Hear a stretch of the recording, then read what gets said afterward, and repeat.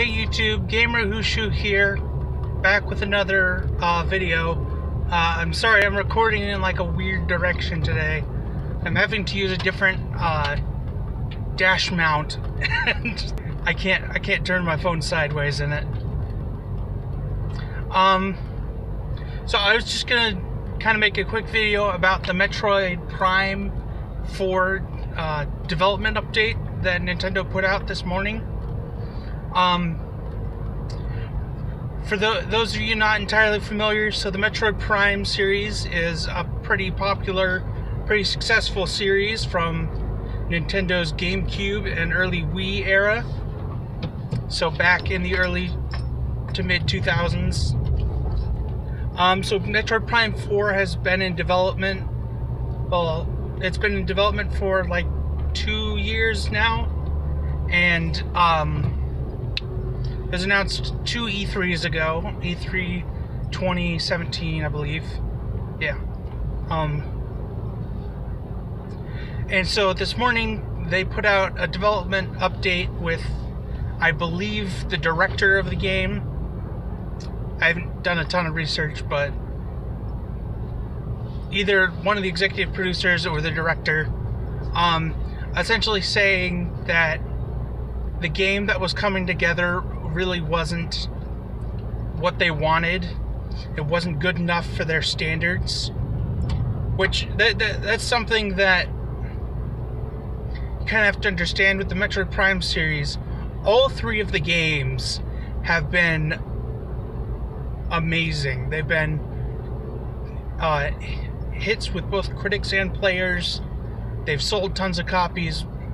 Metroid Prime 3 on the Wii was somewhere in, I think it was like the 9th best-selling Wii game, which there were a lot of really solid Wii games, so that's still, I mean, you're not gonna beat Mario Kart and Mario Galaxy, or some of those things. So essentially what they've done is they're kind of scrapping parts of the game. They're restarting development from the very beginning. They'll probably be reusing a lot of assets. I mean, if you've already like set up and like, okay, we've made an HD model of Samus that we're using, they're probably not going to throw that out. They'll just be like, yeah, we'll use it. They're going to use it. They'll use the art, and I mean, obviously, I would think 2 years in, they've written the game. The story's probably written already. But just in terms of like coding and putting things together and building the actual engine, it wasn't up to snuff. So they're kind of restarting development, and they brought in Retro Studios, which you may know from Donkey Kong Country Returns and Donkey Kong Tropical Freeze. But before that, Retro was the one who was the studio under the eye of Nintendo who made the original 3 Metroid Prime games. So that just blows my mind, because I didn't pay enough attention, but I thought Retro had been working on it already. But no, they've been working on other projects. Like I said, since Prime 3 was finished, they made Donkey Kong Country Returns for Wii, remade it for 3DS, I believe, and then made Tropical Freeze. And I forget, I think there was one other game in there, but I mean, that's enough to fill like 10 years of developing time. Just 4 solid games. Video games take a long time to develop now. That's something, if you look back at gaming history, it used to take like a week to make an Atari game, like fully code and set everything up, which is why kind of, I mean, it is part of why they're very simple games, those Atari games. I mean, let's play hockey. Dunk, dunk. I mean, it's Pong. Pong took like a week to design, I think, but I mean, that's fine. It's a tiny game.